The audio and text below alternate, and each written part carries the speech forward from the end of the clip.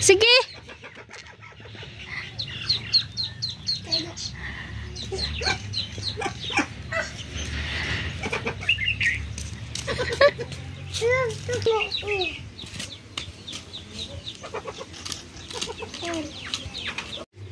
Guys, good morning. 10:22 in the morning ho dito sa Nepal. So, nagano ako ng damo ng pakonti-konti dito sa likod ng CR namin, guys. Tapos inayos ko na rin yung ano doon, kanal. Kasi medyo bumabaw na siya eh.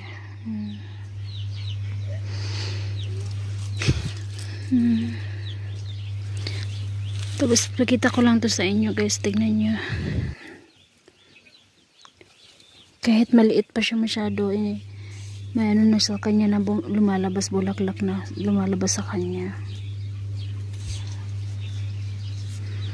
Yung sitaw natin. Tapos ito turmeric, nabuhay lang to siya dito, guys. Yan, at saka doon isa.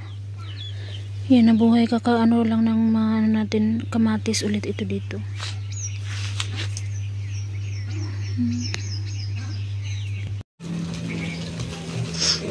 Ang daming kambing, oh. Ayan.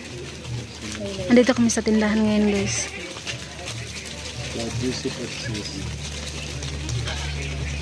RJ.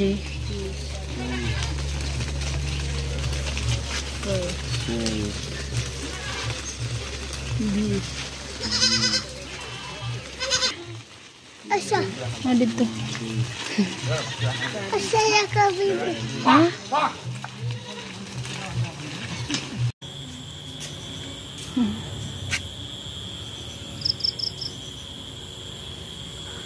Tapos ko na po siyang gawin. Yung dito na side, hindi ko nalagyan. Pero isasali po ba ho ito? Morning, guys. Ayan, ito lulutuin na natin tong upo. Ay, upo patula. Patula, tatlo itong na malalaki. Ganito kalaki, ha? Sinislice ko na yung dalawa. Ayan. Tapos guys, tignan nyo yung kamatis natin. Ang dami na namang bunga. Ang dami na namang hinog. Ayan na.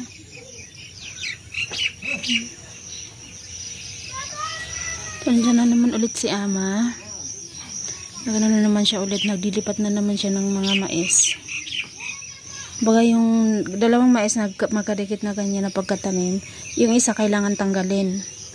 Tapos ito transfer siya yung ganun. So, na si RJ at Ayman. Arin. Silang tatlo, si RJ, Ayman, Arin. Ayan. Hi guys. So, kakatapos ko lang gumawa na ito. Kasi ito nung pag-ulan, natumba din ito. Medyo katumbahon, medyo matumba na siya ng kaunti, babaga. Tapos, kahapon man siguro yun. Nalaglag pa si Ayman dito banda, dyan sa babaayan. Kasi habang nag-a-assignment siya dito, sabay sila, nagitig-gitig sila ng magkapatid ba, silang tatlo. Ngayon kaya pinagtulungan man nilang anuhin yung ilok niya. Si RJ at Ayman ba, ay si RJ at Arin. Gigitig man nila ilang kuya, nahulog ilang kuya diriya, oy. Maro natumba ang bulak. Wala, nagbisaya po ako, sorry po. So yan guys, dahil lumabas na yung bulaklak ng talong, ayun. So pinatulan ko yung mga sanga-sanga niya sa baba. Tapos yung parang patubo na sanga, kasi yun yung nagsetting kasi sa akin si Manang ng video ng ano ba, sa manok, sa paraan na para marami yung bunga ng talong.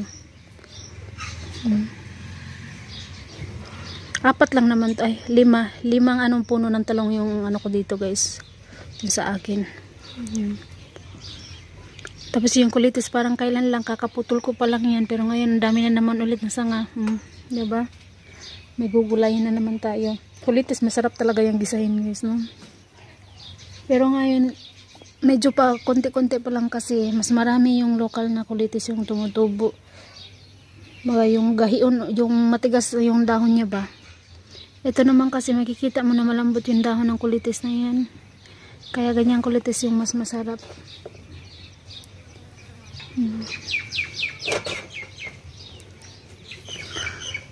Ang init.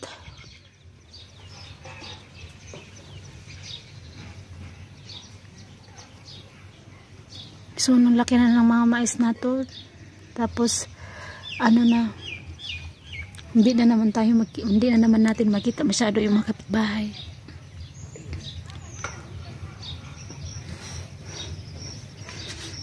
Ayun, ito.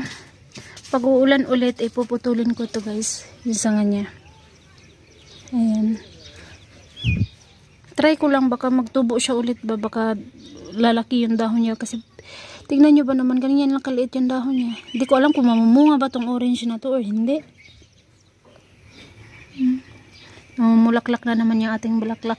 Ayan. Ayan na. Diba? Sipag-sipag mamulaklak talaga. Yung ito naman, minsan na lang maglabas ng bulaklak. Tapos pa isa-isa pa. Pero hindi pa naman siguro sa ngayon. Ang laki na rin ng aking lemon. Kamatis, mamaya ko na yung hapon na harbisin lahat. Yung mga hinog lang ha. Yung hilaw hindi na yung kasali.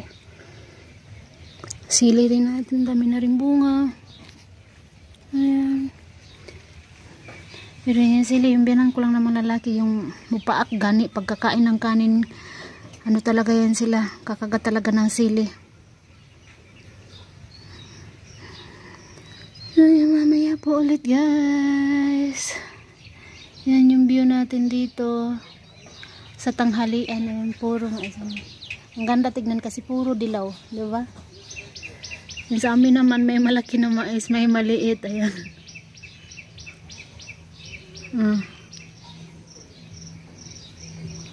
Mamaya po ulit guys. So ayan guys, ito na yung mga na-harvest ko na gulay ngayon. Unang harvest sa ating talong. Siguro ano to, dalawa lang to, 2 or 3. Ayan guys, kulitis. Dahil man nakita ko doon sa loob ng mais na mga kulitis, kaya kinuha ko na din. Konti lang to. Ayan.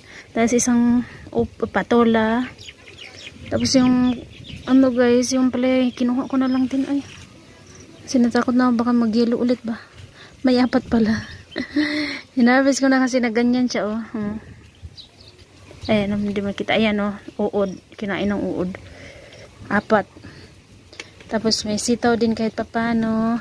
Yun dito na side ko sa may ampalaya na sitaw. May nag-ano na siya guys. May tumubo na baga. Namunga ba? Ito 2 yung nakuha ko doon dito na side. Tapos yung ito naman doon. 3 pala ito. Ayan. Itong 3 na to dito ko na side sa may ampalayahan kinuha. Tapos yung 2 naman ito is doon sa loob ng maisan. And then nakita akong sili na hinog, kinuha ko na rin din. Ang kamatis natin lahat dyan na hinog, kinuha ko na rin. Kasi ba yan na. So, ayan. Diba? Libreng gulay sa ating garden. So, ayan guys. Diba? Guys, good evening. So, Good morning. good evening guys. Good evening, guys. Guys, kaya kita nag-vlog. Uulan ho ngayon dahil ang lakas ho ng ng kulog ba. Actually kanina umulan na ho siya. Pero huminto.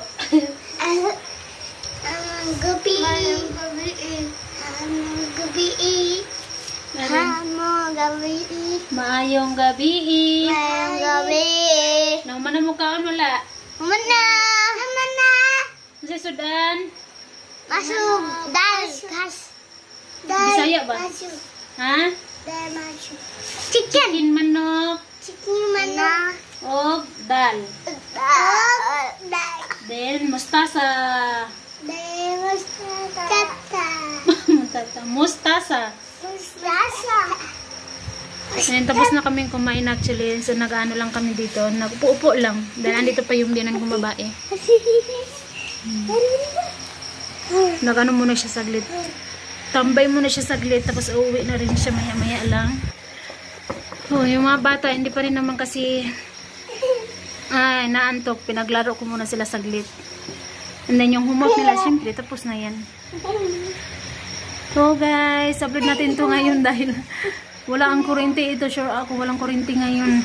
Actually, kanina nakailang beses na kaming walang papatay yung kuryente namin. 3 beses na yung patay yung kuryente namin.